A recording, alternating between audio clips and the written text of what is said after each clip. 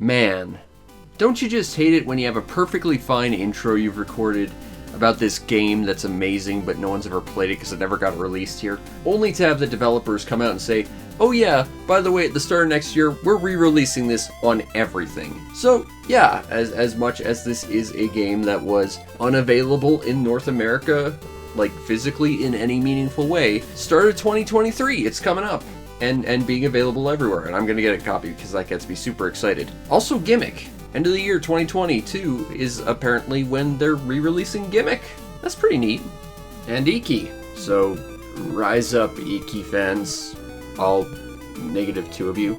Couldn't you at least bring back Atlantis No Nazo? Either way, this is Ufouria, a game that I am quite passionate about if you've seen my top 10 NES games, because this is one of the best. And if I had to summarize this up into 2 words, it is a real trip world.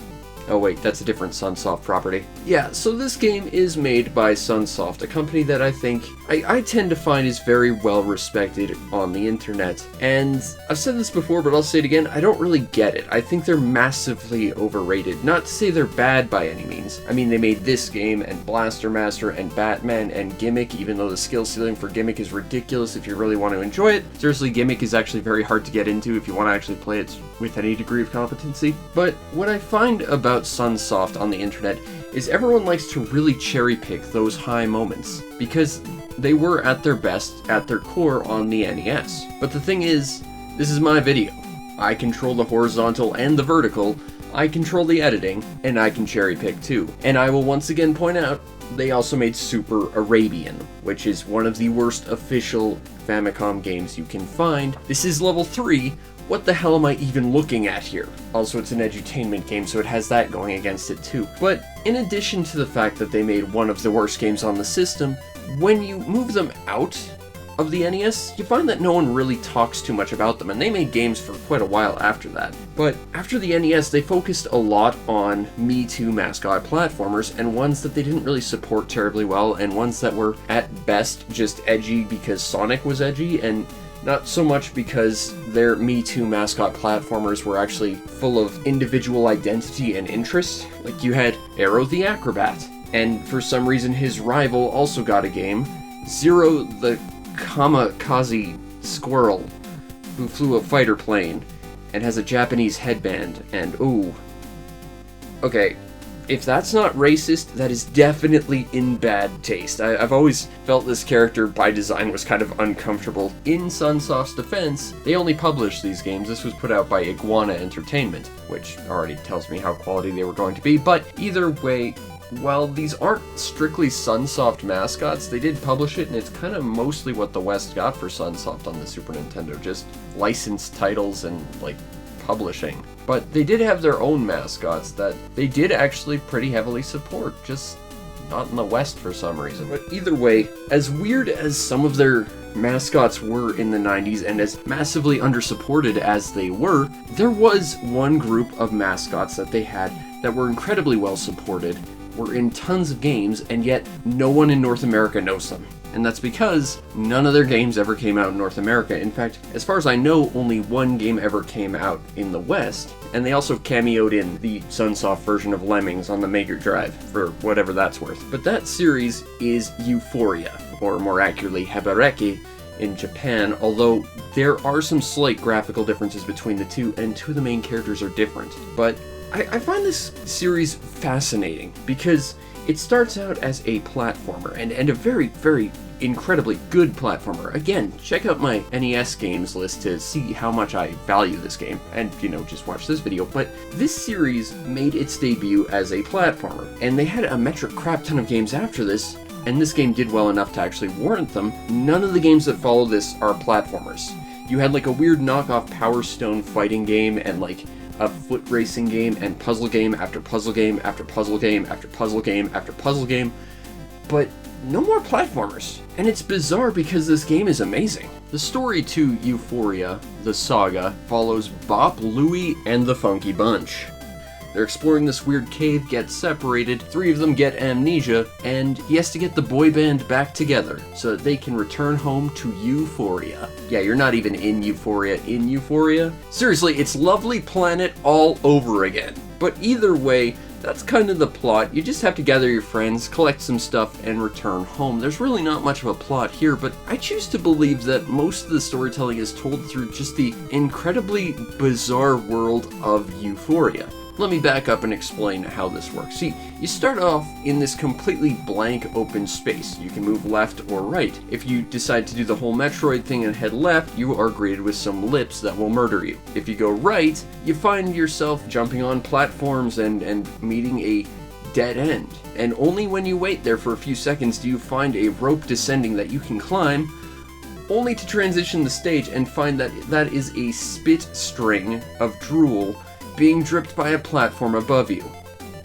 Yeah, this game is weird, and I love everything about it. Now, the core gameplay to Ufouria is a non-linear platformer, very similar to Metroid. Your key goals are to gather your 3 friends, which each have different movement options, and thus you need to swap between them on the fly to advance through various obstacles, gather power-ups to expand your movement repertoire, as well as collect 3 different keys to lead to the end of the game, ultimately completing the game. Also, you'll probably be fighting some bosses at some point. I should probably mention that. I think the first thing that might strike people as being weird, though, that this game in combat is primarily handled with jumping on enemies, not dissimilar to Mario. However, in this game, if you just try to jump on enemies, you will actually take damage, because you actually have to jump and press down to stomp on them in midair, and just jumping on them does nothing. That takes some getting used to. In fact, the first time I played this, I thought there was something wrong with the game in general. The first key important thing to beating this game is picking up all the different characters, because they do have functionally different movesets. They do very much behave as completely different characters. Main character Bop Louie is primarily the fastest runner of the group, and that's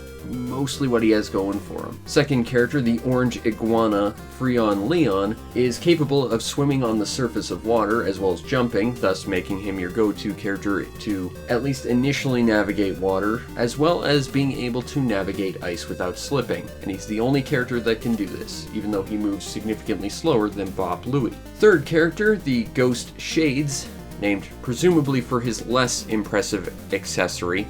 Seriously, he could have been named Aurelie Chan's hat, but he went with Shades. Less impressive, Shades, less impressive. He's a floaty ghost who jumps using floaty ghosty bits. And finally, you have Gill, who is capable of swimming underwater and using a lot of fast travel tubes to get around the world even faster. Ultimately, by fighting them all, because they all have amnesia and don't trust you, although every single fight is basically the same, although again, Shades has floaty jumps, when you defeat them by jumping on their heads and throwing the sort of semi-mascots of this game, if you don't count the main characters, the Papoons, you'll see them a lot in the puzzle games, you'll be able to knock them out and then have them join your team, because beating them within an inch of their life using weird bump items will somehow restore their memories. And that adds them to your party, where you can then utilize their abilities to soar to new heights and sink to new depths to explore this map further. Every character also gets different power-ups and movement upgrades. For example, Bop Louie gets a plunger that lets him stick to walls so he can climb them. And he also gets an attack weapon that lets him detach his head and fling it at enemies. Okay, he's a snowman, and that actually makes a little bit more sense than the Japanese version, but we'll get there in a minute.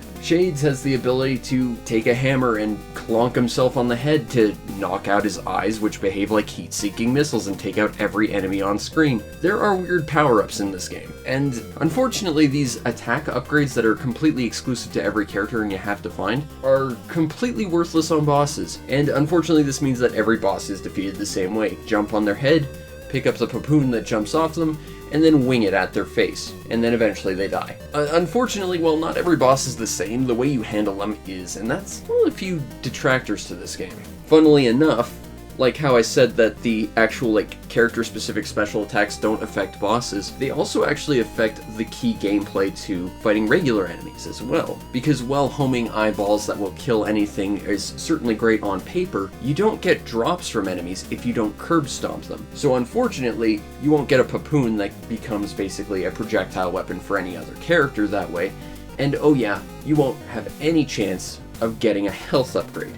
And there really aren't too many ways to heal yourself in this game. You can find 1 or 2 potions in chests, and from what I remember they do respawn, but those are very limited and very far out of your way. So you really do kind of have to rely on those random health drops by enemies, and your health meter starts off pathetically low. There aren't any health upgrades either, like, the only way to heal yourself and increase your health bar is just from random drops. So you kind of have to do a little bit of grinding if you're not very comfortable with your health levels. And you do have to very much rely on that random number generation to create those healing power-ups. That and the fact that the individual abilities ultimately don't really affect bosses, and indeed all the bosses kind of ultimately have to be attacked the same way by jumping on them and stomping them like standard enemies. Because of that, it does feel very, very samey for those fights, and it does feel like the game isn't really utilizing its strange power-ups as much as it could be. And that's a real shame, because that is, once again, just another facet of the personality to this game.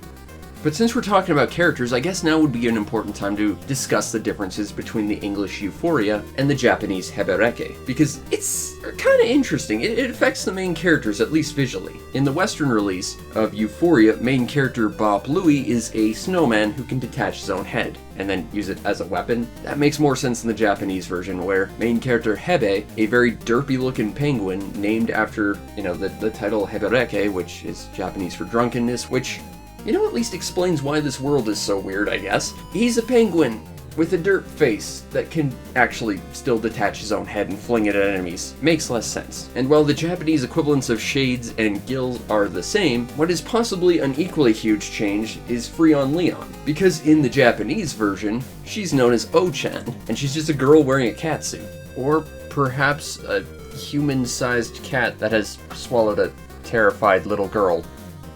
Look, it's Hebereke. It makes about as much sense as anything else, really. I'm open to both possibilities. And I feel like this is the biggest crime of this game. Why did we lose Catsuit Girl for a very derpy-looking lizard? We could have had Catsuit Girl. Clearly that's a downgrade. I genuinely have no idea why they decided to change 2 of the characters in localizing this, and while I do think the main character looks a lot better in the Western release, I definitely think the Cat Girl was better than Derp Lizard. But either way, each of these characters, regardless of which version you play, gain new abilities which open up new chunks of the map where you can explore, fight new enemies, find new items to continue exploring, and defeat bosses, with your key goal being to defeat more important bosses to get keys to open up a door to get to the end. It is at its core pretty much a Metroid style game where you have to go out of your way to pick up new abilities and expand your skill set, although there's nowhere near as many items as Metroid, and it's, as bizarre as this world is, a lot more straightforward to navigate. There's no destroying bits of walls that look exactly like every other bit of wall in hopes to find a power-up. It's a lot more straightforward than that, as bizarre as this world is, which actually makes it a lot more of a straightforward, easy to approach sort of Metroid-style game if you're looking into just getting into these games. That said, if you're like a master of those crazy randomizers and like super ROM hacks of Super Metroid or whatever, you're gonna find this game to be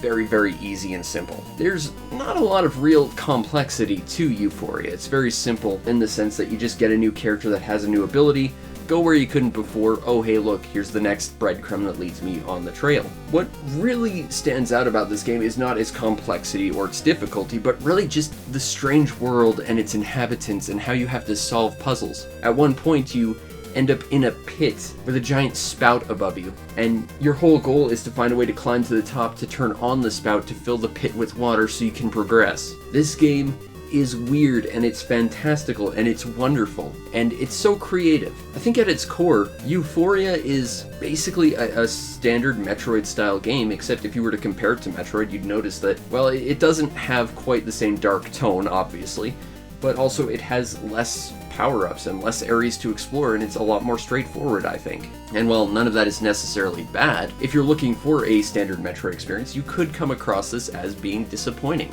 And I think that's kind of missing the point of the game a little bit, because I think the majority of this game is, once again going back to my first impressions, walking to the left, getting murdered by Lips, walking to the right, finding a dead end, and oh hey, there's a rope, oh, that's drool by a platform above me. What is this game? I think the core appeal of Ufouria and what makes it so damn special is not necessarily how it executes itself, but more its tone and its heart and the key spirit of what this game is, which is, this is a weird world that you're a stranger in. Nothing makes sense. Everything is surreal.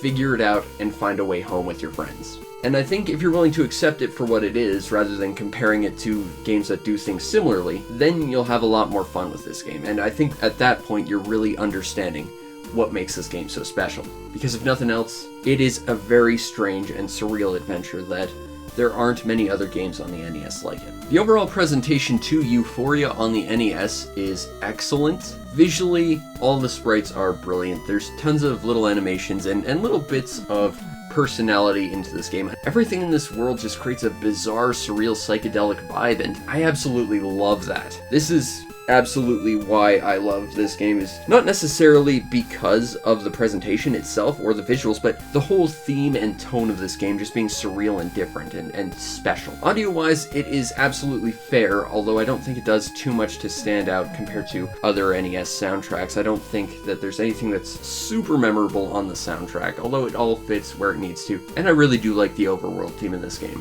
Overall, I think the visuals definitely carry the presentation in this game, but Ufouria does have a very stylish presentation. Now, if you want a copy of Ufouria, cheapest one I'm seeing on eBay, and this one does not show up in any searches from what I can find, but I did find one like in a related sort of close enough search, is a Australian PAL cart for $250. Did I mention this is by the same people who basically made Gimmick, and it probably has equal amounts of clout? Seriously, I don't think Sunsoft is as good as other people make it out to be. I think they cherry pick their references a lot, but Ufouria is absolutely peak NES and peak Sunsoft, and it only goes down from there. Although their spin-offs are interesting and weird, and I want to show them off at some point. Either way, Ufouria is a very expensive game to get on the NES, but as I said at the start of this, Sunsoft, as I was recording this, just announced that, oh yeah, we're bringing it to all modern consoles at the start of 2023, so that's exciting.